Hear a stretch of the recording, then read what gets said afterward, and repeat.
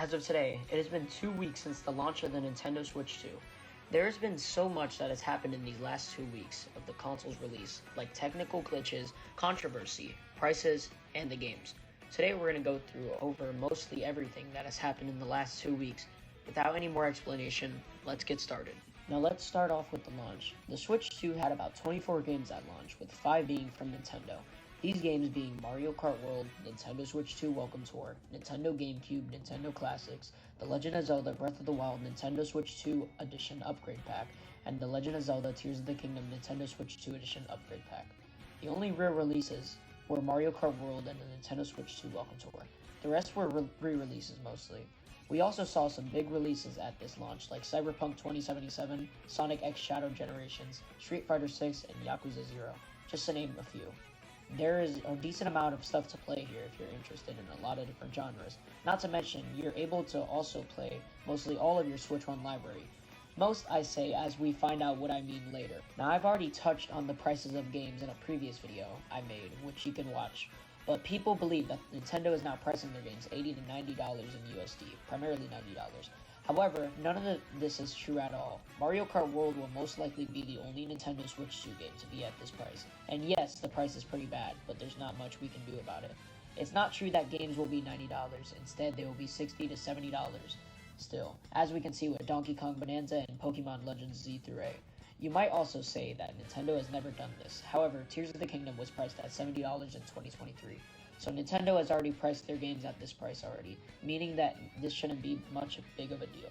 I've also touched on this in the previous video I made about the Switch 2, but there's been a ton of controversy surrounding the console, like the price or how your console can be bricked for any hardware modifications. I've compared the prices of the latest consoles on the market already in the video previously. However, I haven't brought up much of the hardware modifications. If you haven't seen much of social media or anything on the internet recently, there is a card being sold by many different companies telling you it gives you a ton of free games that you can get for your Switch 1 and 2. Basically like an R4 card for your 3DS and DS, and it actually works. It can get you free games with it.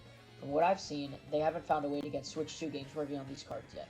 But you can get a ton of the Switch 1 library just from this little thing. However, Nintendo has started banning people from online services by using this card. So they don't brick your console from what it looks like, they just simply ban you from online services. That still doesn't mean you shouldn't use them. I don't condone any of this. Now, I don't know why I gave this its own section of the video. However, I talked about how you could play most of the Switch 1's library on the Switch 2. Every Nintendo published game is compatible with the Switch 2 with the exception of Labo VR. However, there is one small series that Nintendo has forgotten about when it comes to these graphical upgrades on Switch 2, and that's Pikmin. On Switch 1 and 2, you are able to play every single Pikmin game from 1 through 4, yes. However, Pikmin 3 Deluxe has been experiencing some graphical issues whenever being played.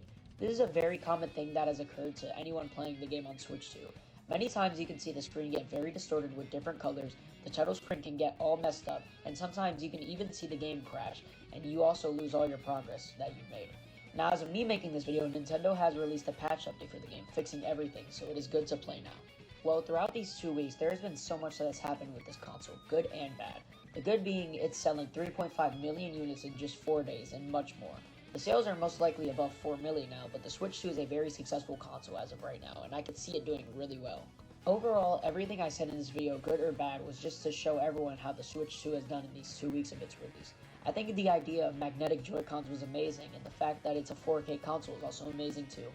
Everyone is either against this console or with it. Personally, I'm with it. Many of the problems people find are primarily false and aren't true.